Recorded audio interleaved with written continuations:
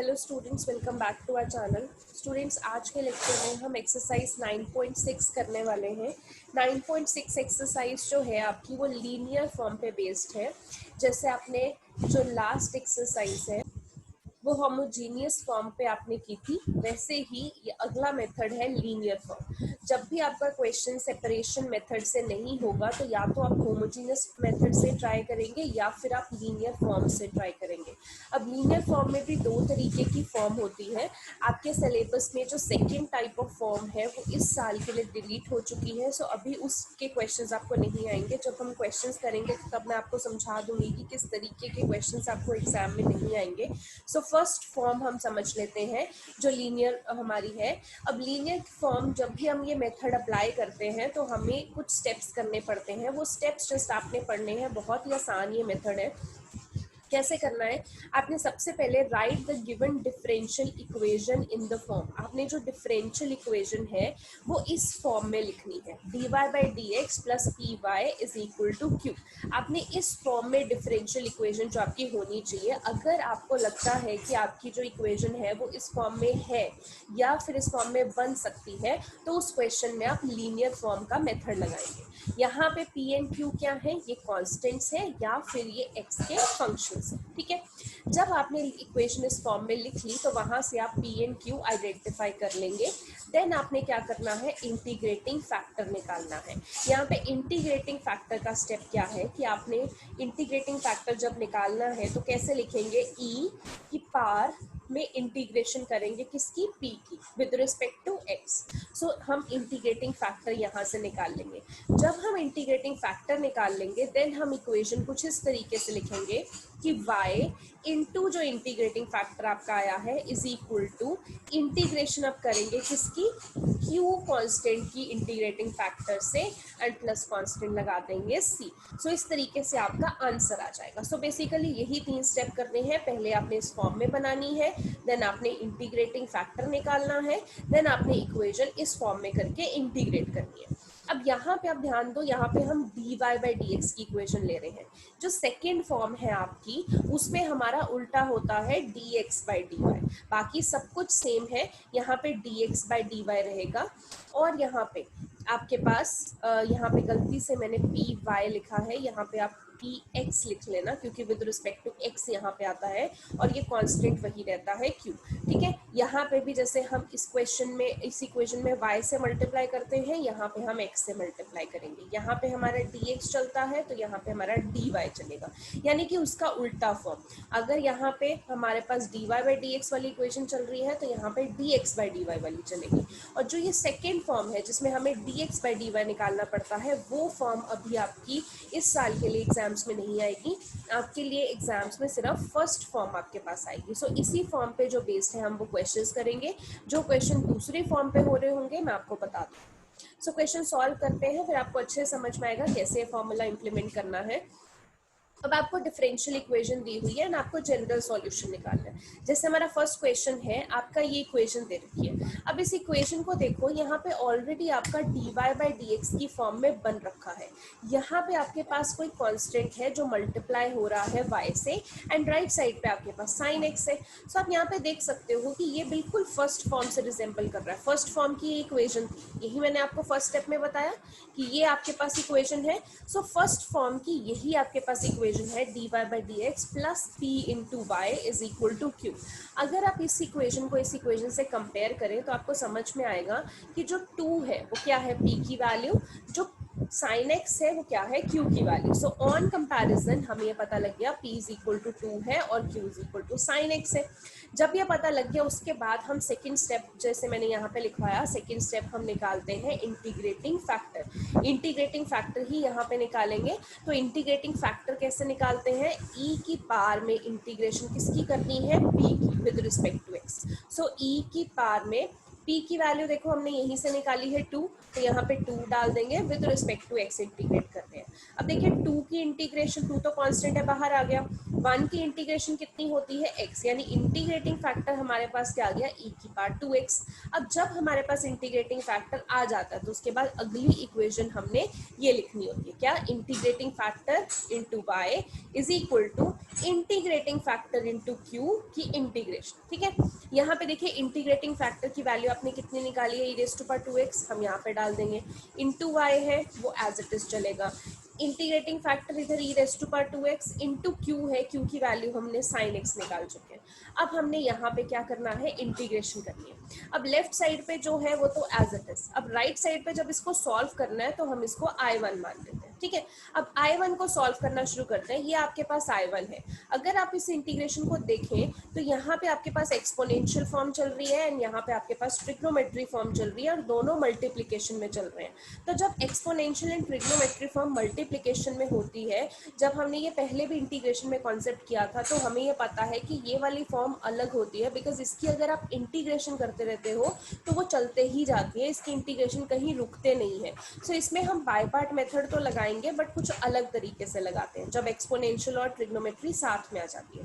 सो अब यहाँ पे मल्टीप्लिकेशन में हम बाय पार्ट मेथड लगाते हैं। सो बाय पार्ट मेथड के अकॉर्डिंग जो ट्रिग्नोमेट्री है उसको फर्स्ट फंक्शन मानेंगे और एक्सपोनेंशियल को सेकंड, आइलेट मेथड के रूल के अकॉर्डिंग।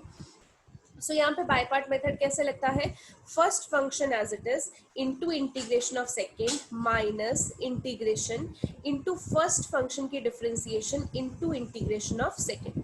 सो ऐसे ही करेंगे, देखिए साइन एक्स है, सो साइन एक्स की तो एज इट इज आ जाएगा, e raise to power 2x की integration e raise to power 2x ही होती है, बट हमने x माना है 2x को तो उसकी डिफरेंशिएशन 2 होगी, वो नीचे डिवीजन में आ जाएगी, माइनस यहाँ पे sin x की डिफरेंशिएशन cos x होगी और e raise to power 2x की इंटीग्रेशन फिर से e raise to power 2x/2 हो जाएगी। अब आप देख सकते हो ये तो सॉल्व है बट यहाँ पे अब इस ब्रैकेट को पूरा हमें इंटीग्रेट करना है, तो इसको इंटीग्रेट करते हैं। देखिए यहाँ पे फर्स्ट और सेकंड फंक्शन फिर से बन जाएगा क्योंकि दोनों मल्टीप्लाई हो रहे हैं, जो ट्रिग्नोमेट्री है वो फर्स्ट फंक्शन, ये सेकंड फंक्शन। तो अब यहाँ से फिर से आइलेट रूल लगाते हैं। देखिए यहाँ पे नीचे 2 है तो मैंने 1/2 तो बाहर ले लिया, cos x फर्स्ट फंक्शन है और e raise to power 2x second function. तो अब यहाँ पे बाय पार्ट मेथड लगाते हैं, first as it is into integration of second minus integration first की differentiation into integration of second. ये आपका एज इट इज चल रहा है। यहाँ पे देखिए cos x ही आएगा, e raise to power 2x की इंटीग्रेशन अभी हमने की है e raise to power 2x/2 minus cos x की differentiation minus sin x e raise to power 2x की integration e raise to power 2x/2। अब आप यहाँ पे ये -1/2 जो है यहाँ पे हम मल्टीप्लाई करते हैं इससे, तो नीचे भी 2 है तो -1/4 हो जाएगा, cos x into e raise to power 2x आपके पास एज इट इज आ जाएगा। देखिए ये माइनस इंटू माइनस प्लस हो जाएगा बट ये बाहर माइनस से मल्टीप्लाई हो रहा है, सो 1/2 इंटू 1/2 1/4 हो जाएगा। और अगर हम सिर्फ इतने को देखें sin x और e raise to power 2x, क्योंकि ये माइनस माइनस तो यहाँ पे प्लस हो गया और ये बाहर माइनस था इसलिए ये साइन माइनस आया। So sin x into e raise to power 2x देखें तो ये हमारा क्वेश्चन ही है I1, sin x into e raise to power 2x जिसको हमने I1 माना है। सो हमेशा हम ये वाला मेथड ऐसे ही करते हैं। सो यहाँ पे अगर हम इतने को देखें तो ये हमारा I1 बन गया है। सो अब प्लस कॉन्स्टेंट c लगा देते हैं बिकॉज इंटीग्रेट तो कर चुके हैं। अब ये -4I1 ये इधर जाके I1 में प्लस हो जाएगा, प्लस 1/4I1। यहाँ पे आप क्या कर सकते हो, इस पूरे में से और इस पूरे में से देखो दोनों में e raise to power 2x है, मैंने बाहर ले लिया। यहाँ पे sin x/2 था, यहाँ पे cos x/4 है, मैंने 2 और 4 दोनों का एलसीएम लिया 4। देखो 4 डिवाइडेड बाई 2, अब 2 into sine x 2 sine x, 4 से 4 कैंसिल हो गया, यहाँ पे सिर्फ cos x बचा तो cos x मैंने एलसीएम ले लिया। अब यहाँ पे 5/4I1 बन गया और इधर एज इट इज चल रहा है। अब यहाँ पे 5/4 है तो इधर जाके वो 4/5 हो जाएगा।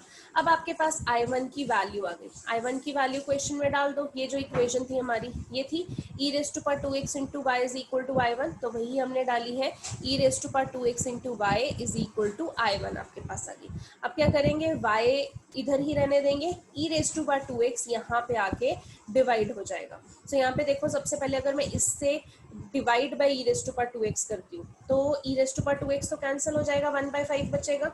यहाँ पे फिर c से भी कांस्टेंट से भी डिवाइड करना पड़ेगा।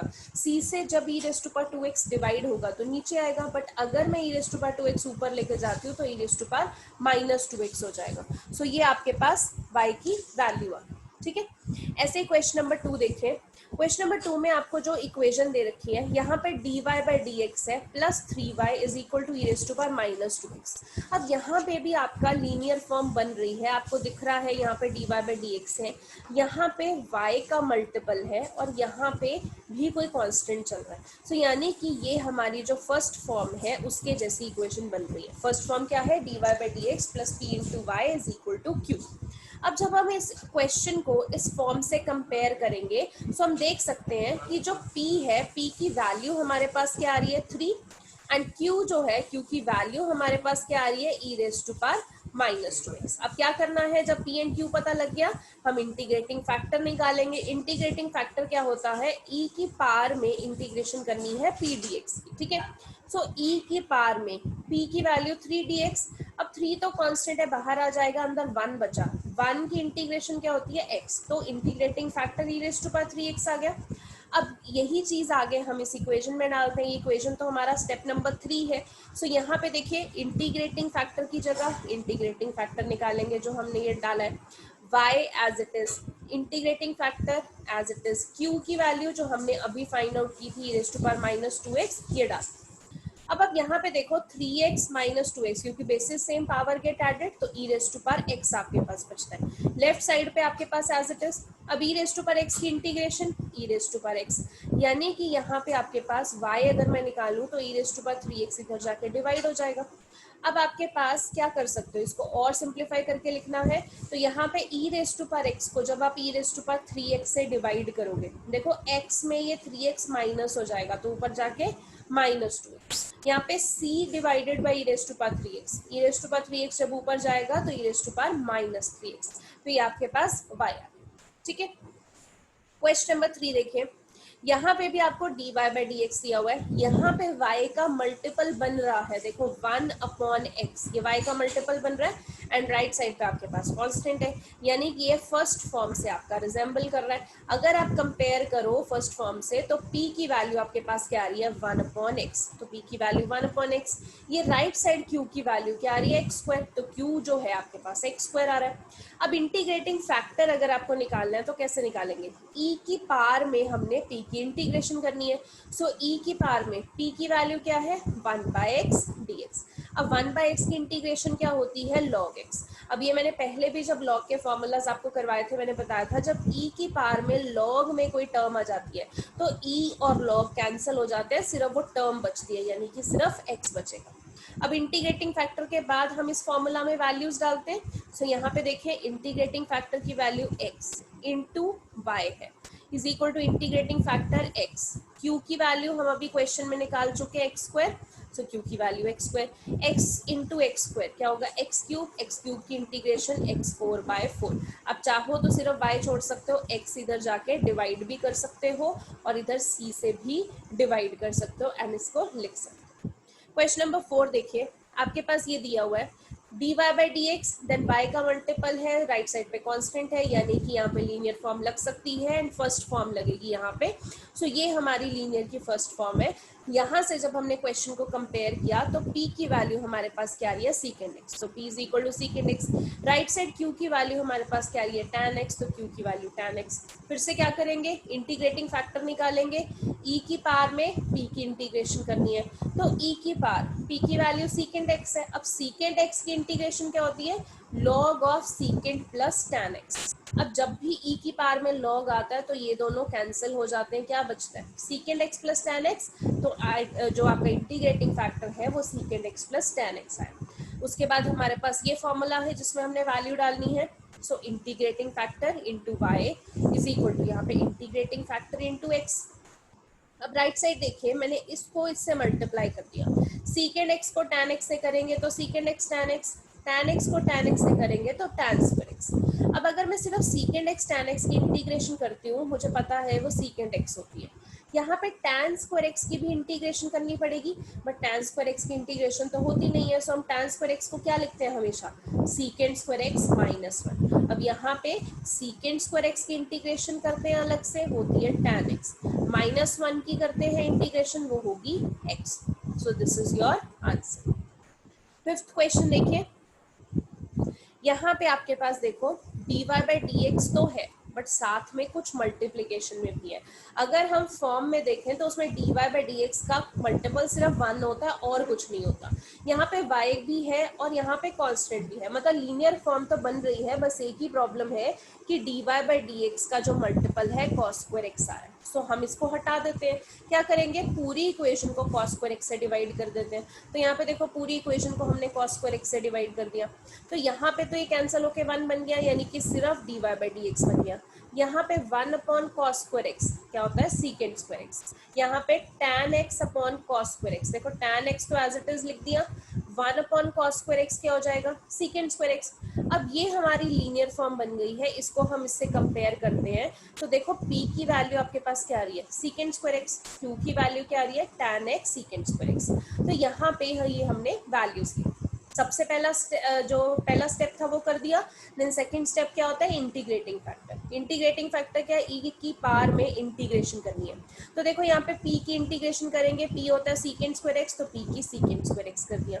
अब secant स्क्वायर x की इंटीग्रेशन tan x, ठीक है। अब यहाँ पे आपके पास जो इंटीग्रेटिंग फैक्टर है वो क्या आया, e raise to power tan x। अब आप ये फॉर्मूला में वैल्यूज डाल दोगे। देखो सबसे पहले इंटीग्रेटिंग फैक्टर लिख दिया, into y is equal to integrating factor ये है, क्यू जो है वो आपके वैल्यू क्वेश्चन में निकाल दी थी। अब ये लेफ्ट साइड तो ठीक है, राइट साइड को आपको सॉल्व करना पड़ेगा, तो मैंने इसको नाम दे दिया I1। सो राइट साइड को सॉल्व कर रही हूँ, मैंने यहाँ पे देखा कि मेरे पास tan x भी एग्जिस्ट कर रहा है, secant स्क्वायर x भी एग्जिस्ट कर रहा है, तो यहाँ पे tan x की डिफरेंशिएशन secant स्क्वायर x होती है, तो यहाँ पे सब्स्टिट्यूशन मेथड लग सकता है। तो मैंने क्या किया, tan x को t मान लिया, बोथ साइड डिफरेंशिएट करेंगे तो इधर dt by d x, tan x की डिफरेंशिएशन secant स्क्वायर x, यहाँ से dx की वैल्यू निकाल दी। अब ये वैल्यू क्वेश्चन में डाल दूंगी, तो देखो यहाँ पे tan x को जब t माना है तो ये e raise to power t हो जाएगा, इंटू tan x यानी इंटू t होगा, into secant square x as it is. यहाँ पे dx की वैल्यू आपके पास dt by secant square x, ये डाल दिया। secant स्क्वायर से secant स्क्वायर कैंसिल, आपके पास e raise to power t into t dt, ये आपके पास बच गया। अब आगे इंटीग्रेट करना है, यानी कि दो चीज़ें जब मल्टीप्लाई हो रही हैं तो बाय पार्ट मेथड लगेगा। अब बाय पार्ट मेथड के अकॉर्डिंग अलजेब्रा को हम फर्स्ट फंक्शन मानते हैं और एक्सपोनेंशियल को सेकंड, क्योंकि आइलेट रूल के अकॉर्डिंग चलता है। सो बाय पार्ट मेथड लगाते हैं, क्या होता है, first as it is into integration of second minus integration into first की डिफरेंशिएशन इंटू सेकेंड की इंटीग्रेशन, ठीक है।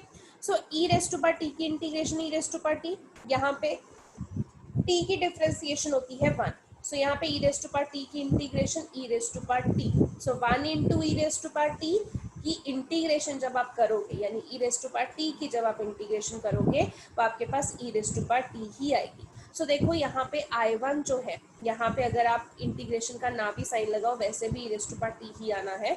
सो I1 की वैल्यू आपको कहाँ डालनी है, इसी इक्वेशन में डालनी है। सो लेफ्ट साइड पे क्या चल रहा है, e raise to power tan x into y is equal to I1। So आपके पास देखिए e raise to power tan x into y is equal to I1, आपके पास ये चल रहा है। अब t को तो t नहीं रहने दे सकते, हम वैल्यू डालेंगे, t की वैल्यू क्या है, tan x into e raise to power t की जगह tan x माइनस, यहाँ पे e raise to power t की integration e raise to power t ही होती है, so minus e raise to power t यानी कि tan x। यहाँ से आप ये जो e raise to power tan x है इधर पूरी इक्वेशन से डिवाइड कर सकते हो। तो यहाँ पे देखो जब आप पहले इससे डिवाइड करोगे तो सिर्फ e raise to power tan x तो कैंसिल हो जाएगा, सिर्फ क्या बचेगा, tan x माइनस इसको e raise to power tan x से डिवाइड करोगे तो 1 बचेगा, तो -1 प्लस c को e raise to power tan x से डिवाइड करोगे तो ऊपर जाके e raise to power -tan x हो जाएगा, ठीक है। बहुत ही सिंपल है, वही 3 स्टेप्स हैं जो हर एक क्वेश्चन में लगाने हैं। एंड ये जो लीनियर फॉर्म है ये आपको पेपर में आ भी जाती है, तो इसको ध्यान से करना। 6th क्वेश्चन देखिए, आपके पास dy बाई डी एक्स भी है, y का मल्टीपल भी है और कोई कांस्टेंट भी है। बस प्रॉब्लम ये है कि dy बाई डी एक्स का मल्टीपल 1 ना होके यहाँ पे x है। तो जैसे हमने पिछले क्वेश्चन में पूरी इक्वेशन को cos स्क्वायर से डिवाइड किया था, यहाँ पे हम पूरी इक्वेशन को x से डिवाइड कर देते हैं। तो हमने यहाँ पे देखो पूरी इक्वेशन को x से डिवाइड कर दिया। यहाँ पे आपके पास x तो कैंसिल हो गया, dy by d x as it is आ गया। यहाँ पे 2 बाई एक्स बाय आ गया, यहाँ पे एक x से एक x कैंसिल हो गया, x log x आ गया। अब इस इक्वेशन को जब हम लीनियर फॉर्म से कंपेयर करेंगे तो p की वैल्यू क्या है, जो y का मल्टीपल है, q की वैल्यू क्या है, x log x। तो p और x हमने फाइंड आउट कर दिया। अब क्या करते हैं, सेकंड स्टेप, इंटीग्रेटिंग फैक्टर। सो यहाँ पे e की पावर p की इंटीग्रेशन करनी है। सो e की पावर में p क्या है आपके पास, 2 बाई एक्स। अब देखो 2 तो कांस्टेंट है, बाहर आ गया। 1 बाई एक्स की इंटीग्रेशन क्या होती है, log x। अब log के आगे जो आता है वो बेसिकली log की पावर में चला जाता है। यहाँ से आप देख सकते हो कि e की पावर में जब log आता है तो e और log कैंसिल हो जाते हैं, सिर्फ वो पावर ही बचती है, यानी एक्स स्क्वायर ही आपका इंटीग्रेटिंग फैक्टर बनेगा। अब आपने इस फॉर्मूला में वैल्यू डाल देनी है। सो इंटीग्रेटिंग फैक्टर की जगह एक्स स्क्वायर, यहाँ पे भी इंटीग्रेटिंग फैक्टर की जगह एक्स स्क्वायर, q की जगह आपने q की जो वैल्यू निकाली x log x वो डाल दिया। यहाँ पे देखो एक्स स्क्वायर इंटू एक्स तो बन गया एक्स क्यूब और साथ में log x है। अब फिर से दो चीजें मल्टीप्लाई हो रही हैं, बाय पार्ट रूल लगेगा। तो बाय पार्ट रूल में आइलेट रूल के अकॉर्डिंग पहले हम लॉगरिथमिक फंक्शन मानते हैं, फिर हम अलजेब्रा मानते हैं। सो बाय पार्ट मेथड कैसे लगता है, first function into integration of second minus integration into first function की डिफरेंशिएशन इंटू सेकेंड की integration. So log x as it is x cube का integration x 4 by 4 minus log x की differentiation 1 by x, x cube की integration x 4 by 4। So यहाँ पे आपके पास देखिए x 4 by 4 log x as it is minus यहाँ पे क्या बचा, x क्यूब बाय 4 बचा आपके पास, क्योंकि एक x से तो आपका एक x कैंसिल हो जाएगा, ठीक है। एक एक्स से एक एक्स कैंसिल हो गया, तो देखिए यहाँ पे नीचे 4 था, सो 1 बाय 4 तो बाहर ले लेंगे, यहाँ पे एक्स क्यूब बचा होगा। सो एक्स क्यूब की फर्दर इंटीग्रेशन भी करनी पड़ेगी, जो होगा एक्स 4 बाय 4। अब यहाँ पे 1 बाय 4 जो है इससे मल्टीप्लाई करेंगे, एक्स 4 बाय 16 हो जाएगा। यहाँ पे y के साथ एक्स स्क्वायर बचा है, तो मैं पूरी इक्वेशन को डिवाइड बाय एक्स स्क्वायर कर दूंगी, तो आपके पास ये आंसर आ जाएगा। कांस्टेंट के साथ भी जब आप डिवाइड में लिखते हैं तो ऊपर जाके वो माइनस हो जाएगा, यही आंसर आपका। नेक्स्ट 7th क्वेश्चन देखिए, आपके पास ये फंक्शन चल रहा है।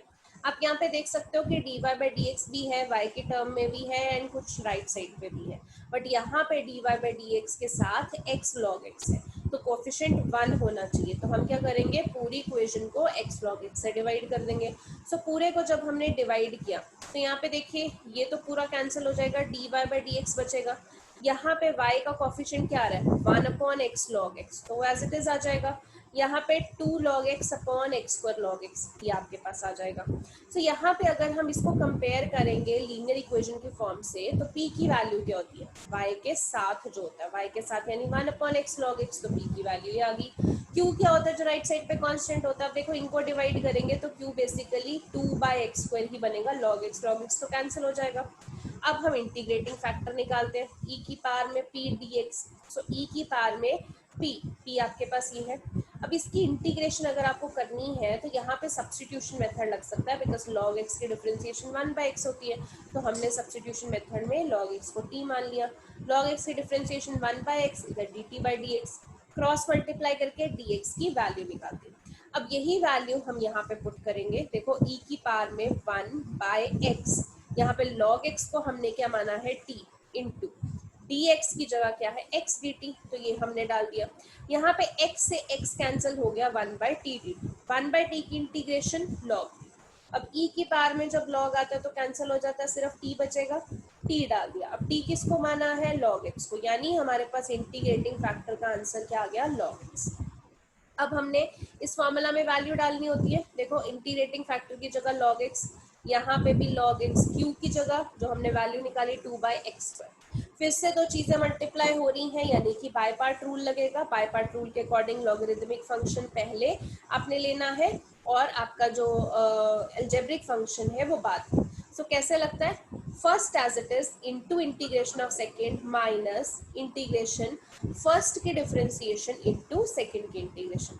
सो देखो 2/x² की अगर आप इंटीग्रेशन करोगे तो 2 तो कांस्टेंट है, बाहर आ जाएगा, x² ऊपर जाके x की पावर -2 बन जाएगा। अब फिर से क्या करना है, x की पावर -2 की इंटीग्रेशन करोगे, x की पावर -2 + 1 अपॉन -2 + 1।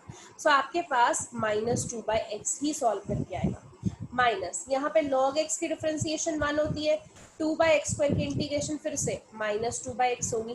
तो यहाँ पे आप देख सकते हो ये -2/x log तो एज इट इज आ गया। यहाँ पे x इंटू एक्स क्या बन जाएगा, x² -2 और ये +2 हो गया, अंदर क्या बचा 1/x²। सो 1/x² की इंटीग्रेशन क्या होती है, -1/x। सो यहाँ पे -2 था, सो -2/x हो गया। अब आप एज इट इज भी छोड़ सकते हो या फिर इस log x को यहाँ पूरे से डिवाइड भी कर सकते हो, ठीक है। 8th क्वेश्चन देखिए। अब 8th क्वेश्चन कुछ इस तरीके से है। अब यहाँ पे आपको थोड़ा सा अलग लग रहा होगा क्योंकि dy/dx नहीं है, बट हाँ dy/dx बन सकता है क्योंकि यहाँ पे हमें dy दिख रहा है, यहाँ पे हमें dx दिख रहा है। तो हम कुछ ऐसे ही करेंगे, सबसे पहले यहाँ पे मैं 2x/dx को इधर जाके मैंने नेगेटिव कर दिया, ठीक है। अब यहाँ पे दोनों में से देखो आप dx कॉमन आ सकता है, तो मैंने dx कॉमन ले लिया, अंदर ये बच गया। अब ये dy है, इसके नीचे ये dx आ सकता है, इधर डिवाइड हो सकता है, राइट साइड पे इतना बच गया। अब मुझे दिख रहा है कि dy/dx का एक कॉफिशिएंट भी आ रहा है 1 + x², बल्कि dy/dx का कॉफिशिएंट 1 होता है। तो हम क्या करेंगे, पूरी इक्वेशन को 1/1 + x² से डिवाइड कर देंगे। तो यहाँ पे लेफ्ट में जब इसको डिवाइड किया तो आपके पास सिर्फ dy/dx बचा। यहाँ पे राइट साइड में देखिए ये -2/x है, क्योंकि y वाला मल्टीपल हमें लेफ्ट में चाहिए होता है, तो मैं इसको लेफ्ट में ही ले आई हूँ, +2/x हो गया। बट इसको भी किससे डिवाइड करना है, 1 + x² से। राइट साइड पे cot x बचा है, उसको भी डिवाइड करेंगे। अब इस इक्वेशन को जब हम लीनियर फॉर्म से कंपेयर करेंगे तो जो y का मल्टीपल होता है वो p होता है। सो y का मल्टीपल यहाँ पे ये है, सो ये p की वैल्यू लिख दी। q है जो राइट साइड पे कांस्टेंट है, तो ये q हो गया। अब इंटीग्रेटिंग फैक्टर निकालना है, e की पावर इंटीग्रेशन p dx। सो e की पावर p हमने लगा दी। अब इस p की जब हमें इंटीग्रेशन करनी है तो यहाँ पे सब्स्टिट्यूशन मेथड बहुत अच्छे से लग सकता है। यहाँ पे डिनोमिनेटर को हम t मान सकते हैं। तो लेट 1 + x² = t। अब बोथ साइड डिफरेंशिएट करेंगे, देखो 1 की डिफरेंशिएशन तो 0, x² की डिफरेंशिएशन 2x, t की डिफरेंशिएशन dt/dx, क्रॉस मल्टीप्लाई करके हमने dx की वैल्यू निकाल दी। अब यही हम यहाँ पे डालेंगे, देखो e की पावर में 2x तो एज इट इज, नीचे वाले को हमने क्या माना t, dx की जगह हमने dt/2x निकाल दिया जो अभी वैल्यू निकाली थी। तो यहाँ पे देखो 2x से 2x कैंसिल, 1/t dt बच गया, 1/t की इंटीग्रेशन log t। अब e की पावर में जब log चल रहा होता है तो e और log कैंसिल हो जाता है, आपके पास सिर्फ t बचता है एंड t की वैल्यू आपके पास 1 + x²। सो जब हमारे पास ये 1 + x² निकल चुका है इंटीग्रेटिंग फैक्टर, तो हम क्या करते हैं, इस फॉर्मूला में वैल्यू डालते हैं। सो यहाँ पे इंटीग्रेटिंग फैक्टर की जगह आप क्या लिखेंगे, 1 + x², यहाँ पे भी 1 + x², जो कोशेंट है आपके पास, सॉरी जो q है वो आपके पास क्या आएगा, cot x अपॉन 1 + x², ठीक है। यहाँ पे देखो 1 + x² की जो 1 + x² के साथ तो कैंसिल हो जाएगा, cot x आपके पास बचेगा। cot x की इंटीग्रेशन क्या होती है, log of sin x, ठीक है। यहाँ पे y की जो वैल्यू है देखो log of sin x, ये 1 + x² से इधर डिवाइड होगा, यहाँ पे c से भी इधर डिवाइड होगा। सो ये आपकी y की वैल्यू आ जाएगी and this is your answer. Next 9th question देखिए। 9th क्वेश्चन थोड़ा डिफरेंट है, इसलिए इम्पोर्टेंट भी है क्योंकि इसमें थोड़ा सा बनाने में मुश्किल आती है। बनाने में कैसे, आप यहाँ पे देख लो, सब कुछ आपको थोड़ा सा मेसी लग रहा होगा। तो हम क्या करते हैं, हमें यहाँ पे दिख रहा है कि dy/dx है, तो कोशिश कर सकते हैं हम कि लीनियर फॉर्म यहाँ पे बन जाए, और यहाँ पे y भी दिख रहा है, सो लीनियर फॉर्म बन सकती है। सो हमने क्या किया, इसको पहले थोड़ा सा अरेंज करना शुरू किया। x dy/dx मैंने एज इट इज लिखा, जो y है, y और x y cot x, इन दोनों में, इसमें और इसमें जो y है वो कॉमन आ सकता है। सो मैंने यहाँ पे y कॉमन ले लिया। अब आप बोलोगे मैम इन दोनों में भी तो x कॉमन आ सकता है, बट अगर आप लीनियर फॉर्म देखो तो ये आपका लीनियर फॉर्म का फॉर्मूला होता है। आपको फॉर्मूला में यहाँ पे y का कॉमन चाहिए होता है, ना कि x का। सो इसलिए मैंने ये y और ये वाला चूज किया। सो दोनों में देखो, अगर मैं y कॉमन लेती हूँ, यहाँ से y कॉमन लिया तो 1 बचा, यहाँ से y कॉमन लूंगी तो x cot x बचेगा। और जो ये माइनस एक्स है वो राइट साइड पे एक्स बन गया। ठीक है, आप क्या करेंगे, क्योंकि यहाँ पे d y by d x का कॉफिशिएंट 1 ही होता है बट यहाँ पे एक्स दिख रहा है, सो हम इसको पूरी इक्वेशन को एक्स से डिवाइड कर देंगे। सो जब एक्स से करेंगे, इसको एक्स से किया तो d y by d x ही बचा। यहाँ पे y तो हमने एज इट इज लिख दिया, इस पूरी को हमने x से डिवाइड कर दिया, राइट साइड पे x को x से डिवाइड किया तो 1 आ गया। यहाँ पे देखिए अलग अलग किया, 1/x हो गया, इधर x cot x को जब x से किया तो सिर्फ cot x बचा। अब ये हमारी जो इक्वेशन है वो लीनियर फॉर्म में बन रही है and dy by d x plus e y is equal to q से हम कंपेयर कर सकते हैं। सो यहाँ पे आपके पास ये जो p है, p किसका है, y का कोफिशिएंट, यहाँ पे y का ये कोफिशिएंट आ रहा है 1/x प्लस cot x, तो p की value 1/x plus cot x, q जो है वो बेसिकली क्या है आपके पास 1 है। सो यहाँ पे जो इंटीग्रेटिंग फैक्टर है e की पावर में p dx है, तो e की पावर में जो आपके पास p है, p की वैल्यू डाल दी। यहाँ पे देखो 1/x की जो इंटीग्रेशन है वो तो log x होती है, cot x की इंटीग्रेशन log sin x होती है। अब देखो यहाँ पे log a plus log b का फॉर्मूला बन रहा है, तो वो तो हो जाता है log a इंटू b, और ये e की पावर में आ रहा है। सो e की पावर में जब log आता है, e और log कैंसिल हो जाते हैं, सिर्फ पावर बचती है। सो x sin x आपके पास इंटीग्रेटिंग फैक्टर आ गया।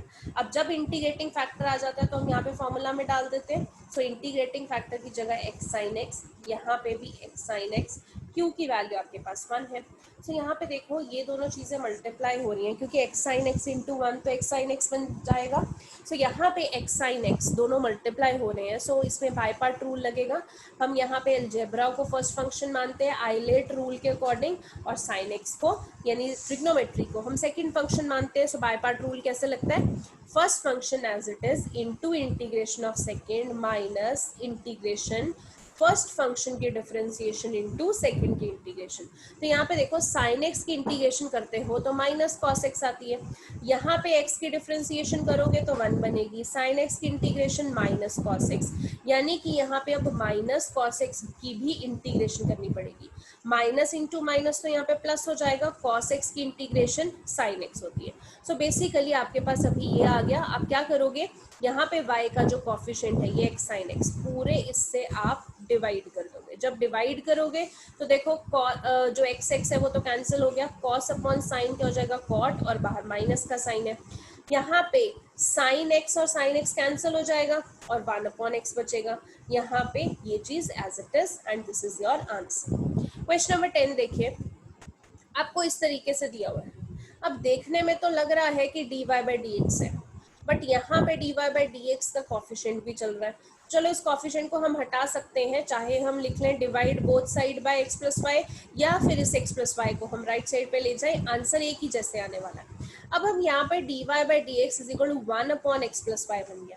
अब यहाँ पे देखो x और y इकट्ठे हैं, और कभी भी हम राइट साइड पे x और y इकट्ठे नहीं ले सकते हैं, यहाँ पे हमारे पास कुछ कांस्टेंट आना चाहिए। ठीक है, सो यहाँ पे हमने क्या किया, ऐसे केसेस में जब ऐसी सी कंडीशन आ जाती है हम उसको रेसिप्रोकल कर लेते हैं। हम डिनोमिनेटर में नहीं कर सकते, क्योंकि हम डिनोमिनेटर को अलग नहीं कर सकते। मैं इसको ऐसे नहीं ले सकती 1/x प्लस 1/y, नहीं, हम न्यूमिनेटर को अलग कर सकते हैं, डिनोमिनेटर को अलग नहीं कर सकते। सो यहाँ पे x प्लस वाई इकट्ठा आ रहा है, हम इसको अलग नहीं कर सकते। सो इसको उल्टा कर सकते हैं। हमने क्या किया, टेकिंग रेसिप्रोकल बोथ साइड। सो मैंने इसको रेसिप्रोकल किया तो dx बाई dy बन गया, इसको किया तो x प्लस वाई बन गया। अब एक चीज हो सकती है, क्योंकि इधर dx बाई dy आ गया तो यानी कि अब ये फर्स्ट फॉर्म नहीं रही हमारी, अब ये सेकेंड फॉर्म बन चुकी है। और जो सेकेंड फॉर्म होता है मैंने उसमें बताया था कि वहां पे y नहीं, वहां पे x होता है। जैसे p के साथ अभी तक हम क्या करते आ रहे हैं, फर्स्ट फॉर्म में y करते आ रहे हैं, बट सेकंड फॉर्म में p के साथ x होता है। तो यानी कि ये x हम इधर ले गए और राइट साइड पे y बच गया, यानी कि ये चीज जो है वो हमारी सेकंड फॉर्म से रिजेंबल कर रही है। अब जब आपको ऐसा क्वेश्चन आ जाएगा dx बाई dy वाला, अब ये वाला क्वेश्चन आपको इस साल के लिए एग्जाम्स में नहीं आ रहे हैं, सो ये आपने सॉल्व नहीं करना। ठीक है, मैंने इसलिए इसको समझाया ताकि आपको समझ में आए कि कब वैसी फॉर्म बनती है। अगला क्वेश्चन भी देखिए, यहाँ पे आपके पास dx भी है dy भी है, हम इनको अलग अलग करके लीनियर फॉर्म बनाने की कोशिश कर सकते हैं। सो यहाँ पे मैंने ये जो प्लस था राइट साइड पे जाके नेगेटिव हो गया। अब बात ये है कि ये y है, ये y जो है ये इधर आके डिवाइड हो जाएगा, इधर जो dx है वो आके डिवाइड हो गया, मतलब हमने dy बाई डी एक्स ही बनाई इसको। बट फिर से देखो यहाँ पर डिनोमिनेटर में x और y जो है वो इकट्ठे आ रहे हैं और इनको हम अलग अलग नहीं कर सकते हैं, क्योंकि हम न्यूमिनेटर को स्प्लिट कर सकते हैं, डिनोमिनेटर को नहीं। यानी फिर से यहाँ पे रेसिप्रोकल लेना पड़ेगा। रेसिप्रोकल अगर हम लेते हैं तो यहाँ पे देखो इस चीज को एक तो पहले सॉल्व कर लो। माइनस एक्स है तो ये minus into minus plus y square हो जाएगा, तो मैं इसको ऐसे लिख सकती हूँ वाई स्क्वायर माइनस एक्स, यानी कि जब इसको उल्टा करेंगे तो वो ऊपर आ जाएगा और नीचे वाई। राइट साइड पे भी क्या बन जाएगा, d x by d y. अब फिर से देखो अगर मैं इसको अलग भी करती हूँ, वैसे तो आपको यहीं पे पता चल गया है कि ये d x by d y की फॉर्म बन रही है, जो कि आपके सिलेबस में नहीं है। बट आप यहाँ से भी अगर आगे सॉल्व करके देखो, ये वाई स्क्वायर को वाई से करोगे इधर तो एक्स को वाई से स्प्लिट किया, यहाँ पे इनको डिवाइड करके वाई आ गया माइनस एक्स वाई, तो वाई को मैंने इधर ही रहने दिया, ये माइनस एक्स वाई इधर आके प्लस बन गया।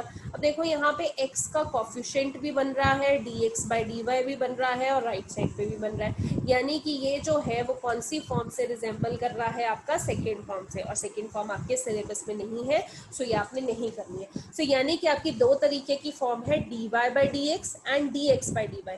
तो पेपर में आपको d y by d x वाली फॉर्म आएगी, d x by d y वाले क्वेश्चन आपको नहीं आएंगे, ठीक है। यहाँ पे थर्ड भी देखिए, सॉरी 12th क्वेश्चन भी देखिए, आप इसको भी देखो सॉल्व करने की कोशिश करोगे तो यहाँ पे ये चीज इससे डिवाइड होगी, फिर से देखो एक्स और वाई डिनोमिनेटर में इकट्ठा आ रहा है, हम क्या करेंगे, रेसिप्रोकल। रेसिप्रोकल किया, फिर से d x by d y की फॉर्म बन गई, जो कि आपके सिलेबस में नहीं, ठीक है। अब अगले जो क्वेश्चन है उनमें भी वही है, जैसे हम अभी तक एक्सरसाइज करते आ रहे हैं कि पहले जनरल सॉल्यूशन निकालना है और अब पर्टिकुलर सॉल्यूशन निकालना है, तो करना वही है, बस एंड में वैल्यूज डाल देनी है, यानी कि कांस्टेंट की वैल्यू हम निकाल के फिर पुट कर देते हैं। जैसे आपके पास 13th क्वेश्चन है, तो ये आपको दिया हुआ है, हम क्या करते हैं, इसको देखो ये तो डायरेक्टली लीनियर फॉर्म बन रही है, क्योंकि यहाँ पे y का कॉफिशिएंट भी बन रहा है, कांस्टेंट भी है, और dy बाई dx का कॉफिशिएंट 1 भी बन रहा है, तो यानी ये लीनियर फॉर्म से अगर हम कंपेयर करें तो यहाँ पे y का कॉफिशिएंट जो p होता है, p क्या है यहाँ पे 2 tan x, तो p की वैल्यू आ गई। q राइट साइड पे क्या है, sin x है, ठीक है। यहाँ पे अब हम इंटीग्रेटिंग फैक्टर निकालते हैं, जैसे हम सॉल्व करते हैं तो इंटीग्रेटिंग फैक्टर कैसे आता है, e की पावर में p dx, p की वैल्यू क्या है 2 tan x। अब 2 tan x की इंटीग्रेशन देखो, 2 तो कांस्टेंट है, बाहर आ गया, tan x की integration log of secant x, ठीक है। अब log के आगे जो आता है वो तो पावर में चला जाता है, सो यहाँ पे आप देखो e की पावर में जब log आ जाता है, e और log कैंसिल, secant x का स्क्वायर, सो secant x का स्क्वायर चल रहा है। अब यहाँ पे जब आपकी इंटीग्रेटिंग फैक्टर बन गया है, तो हम यहाँ पे फॉर्मूला में वैल्यू डालेंगे। देखो इंटीग्रेटिंग फैक्टर हमने डाल दिया, यहाँ पे इंटीग्रेटिंग फैक्टर की वैल्यू डाल दी, q की वैल्यू हमारी sin x, ठीक है। तो यहाँ पे क्या करेंगे, आपके पास ये चीज जो है वो तो एज इट इज आ रही है, सीकेंड एक्स का स्क्वायर। अब सीकेंड एक्स का स्क्वायर जो है, मैं सीकेंड स्क्वायर एक्स को लिख सकती हूँ 1 अपॉन कॉस स्क्वायर एक्स, और यहाँ पे आपके पास साइन आ गया।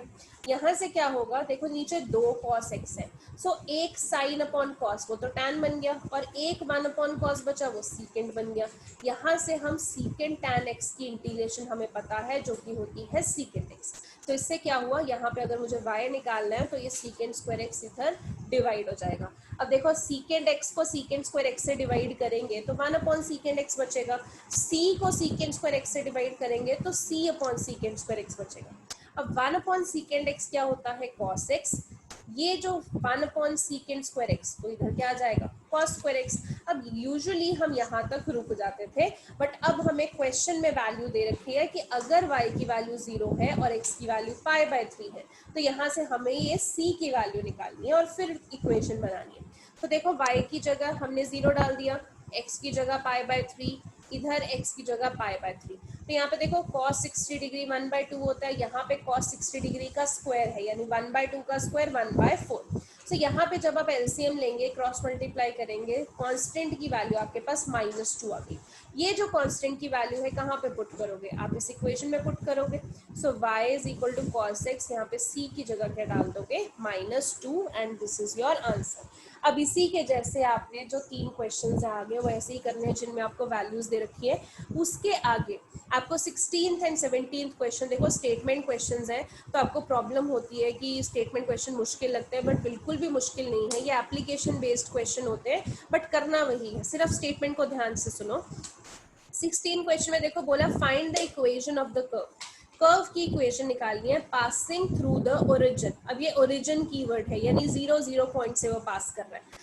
Given that the slope of the tangent, slope of the tangent हमने लास्ट लेक्चर में भी की थी। स्लोप ऑफ द टेंजेंट क्या होता है? dy by dx।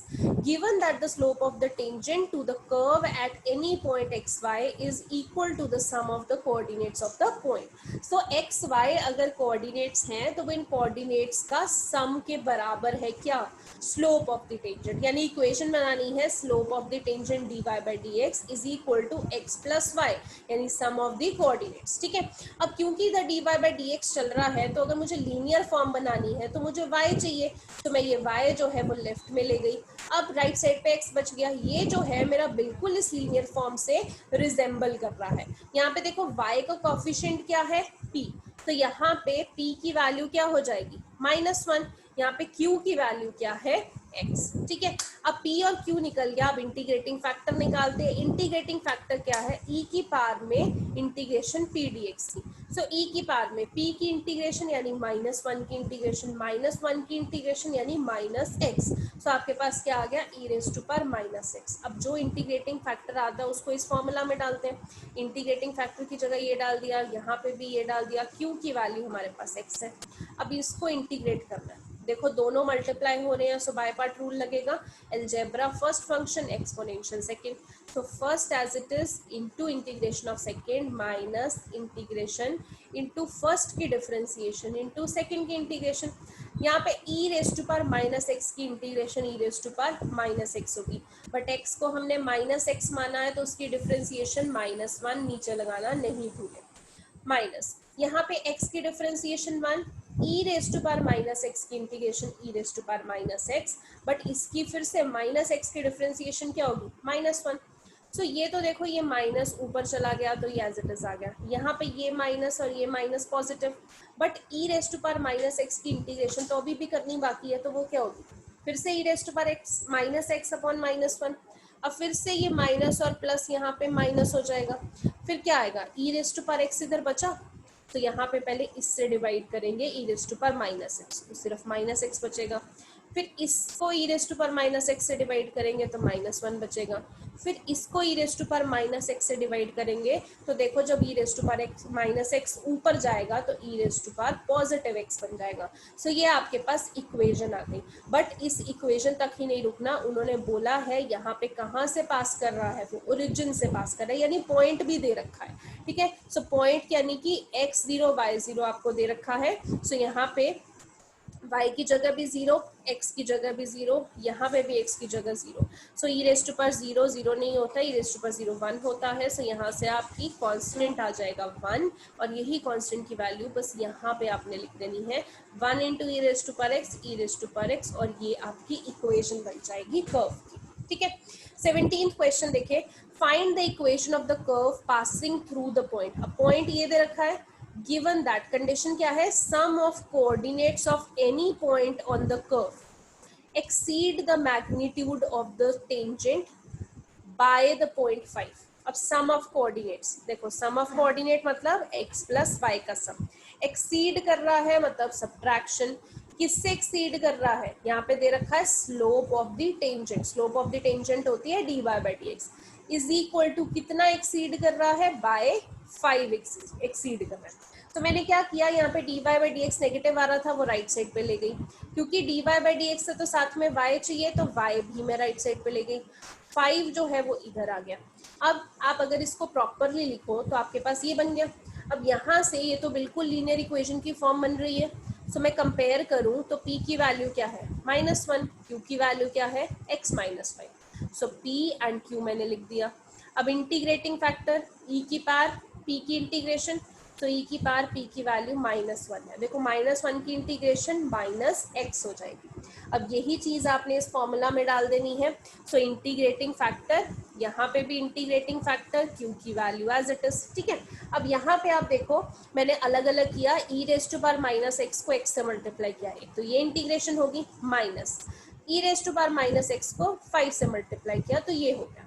यहाँ पे देखो ये तो दो चीजें मल्टीप्लाई हो रही है, अलजेब्रा एंड एक्सपोनेंशियल, तो यहाँ पे आइलेट रूल के अकॉर्डिंग अलजेब्रा को फर्स्ट फंक्शन और एक्सपोनेंशियल को सेकंड, और यहाँ पे बाय पार्ट मेथड लगेगा। बाय पार्ट मेथड कैसे, first function as it is into second की इंटीग्रेशन। देखो e raise to power minus x की इंटीग्रेशन क्या होगी, e raise to power minus x, और एक्स जिसको माना है माइनस एक्स को उसकी डिफरेंशिएशन -1 नीचे लिखनी है, माइनस इंटीग्रेशन फर्स्ट की डिफरेंशिएशन, देखो x की डिफरेंशिएशन तो 1 होगी, इनटू सेकंड की इंटीग्रेशन, फिर से e raise to power minus x की इंटीग्रेशन क्या होगी, e raise to power minus x upon -1। चलो माइनस, अब ये 5 कांस्टेंट है बाहर ले लिया, e raise to power minus x की इंटीग्रेशन फिर से वही आ जाएगी, ठीक है।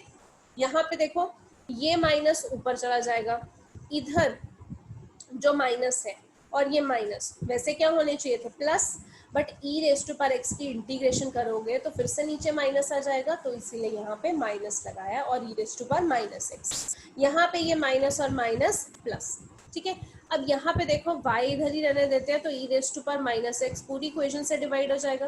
अब देखो जब इससे डिवाइड करेंगे e raise to power minus x को तो सिर्फ माइनस एक्स बचेगा, इससे डिवाइड करेंगे तो -1 बचेगा, इससे डिवाइड करेंगे तो +5 बचेगा, और c से डिवाइड करेंगे e raise to power minus x को तो ऊपर जाके e raise to power x बन जाएगा।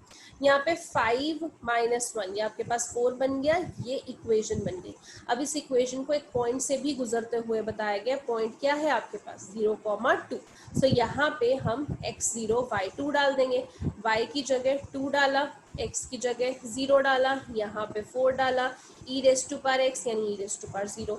सो c की वैल्यू आपके पास क्या आ गई 2। अब c की वैल्यू -2 आ गई, तो आप यहाँ पे y की जगह पुट कर दोगे, y एज इट इज यहाँ पे आप पुट कर दोगे तो ये आपके पास इस तरीके से आंसर आ जाएगा। अब इस एक्सरसाइज का 19th क्वेश्चन वो भी आपके उसमें से डिलीटेड है, तो सिर्फ आपने 18th क्वेश्चन करना है। आई होप आपको ये एक्सरसाइज समझ में आई हो, बहुत ही आसान है, सिर्फ लीनियर इक्वेशन के लीनियर फॉर्म के 3 स्टेप्स आपने याद रखने हैं। वो 3 स्टेप्स जो मैंने आपको स्टार्टिंग में ही बताए हैं वही स्टेप्स हर एक क्वेश्चन में करने हैं। जो 3 स्टेप्स मैं एक बार दिखा देती हूँ आपको। यहाँ पे देखिए, फर्स्ट आपने इस फॉर्म में जो इक्वेशन है वो आइडेंटिफाई करनी है, देन आपने इंटीग्रेटिंग फैक्टर निकालना है, जो इंटीग्रेटिंग फैक्टर आया आपने इसमें वैल्यू पुट कर देनी है। और दूसरी चीज जो आपने ध्यान रखनी है कि आपने dy बाई dx वाले क्वेश्चन करने हैं, dx बाई dy वाले क्वेश्चन इस साल आपके डिलीट हो चुके हैं। तो इसी के साथ आपकी एक्सरसाइज खत्म होती है। Thank you so much.